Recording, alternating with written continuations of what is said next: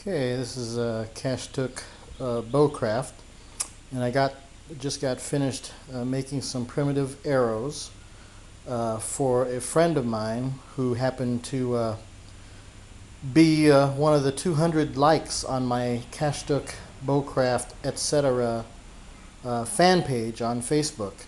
I was doing a contest for how many likes we can get, and we did a drawing for 200 likes, and the winner of the drawing got 3 primitive arrows made by me. Anyway,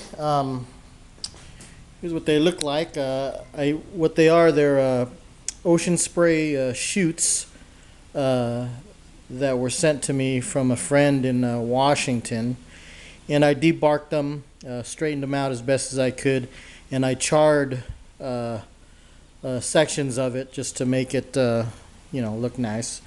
And then I finished it or stained it with I think it's a red oak or chestnut. This ocean spray doesn't take staining very well because it wiped right off. And then I finished it or sealed it with linseed oil.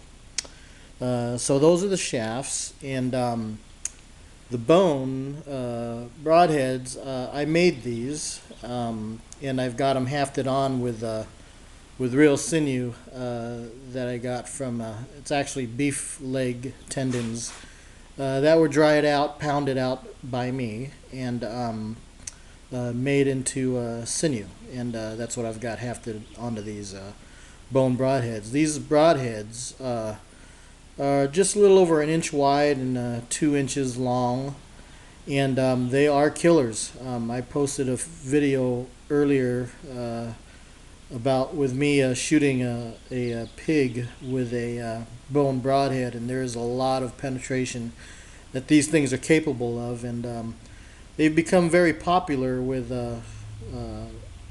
people who want them, and I sell them, so people like them, and I like them too.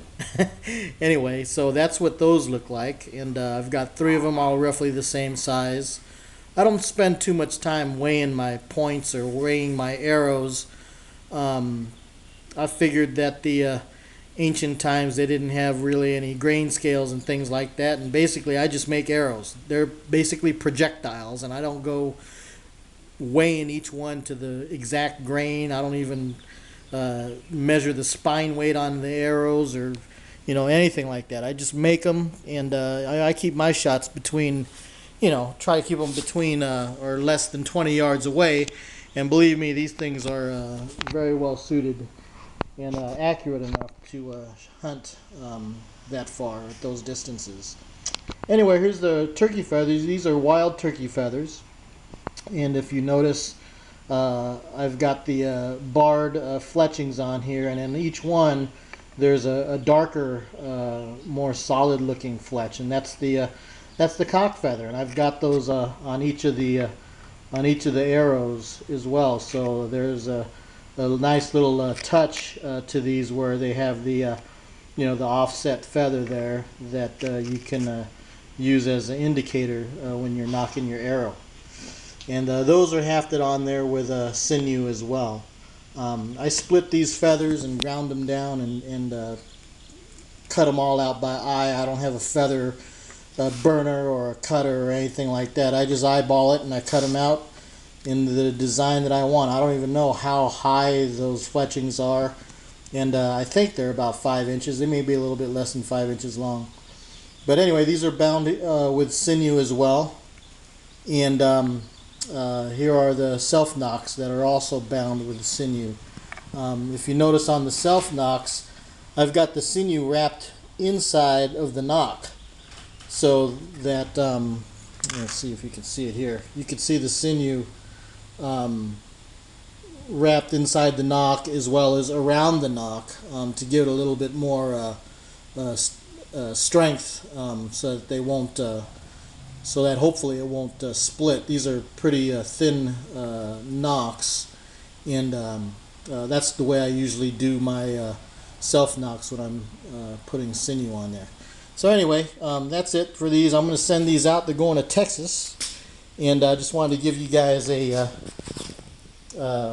look at them. I'm trying everything I can to keep from shooting these myself because I really do want to shoot them and try them out. But these are a gift for somebody, and I'll give him that opportunity to be the first one to shoot these arrows. Anyway, Stan, happy birthday.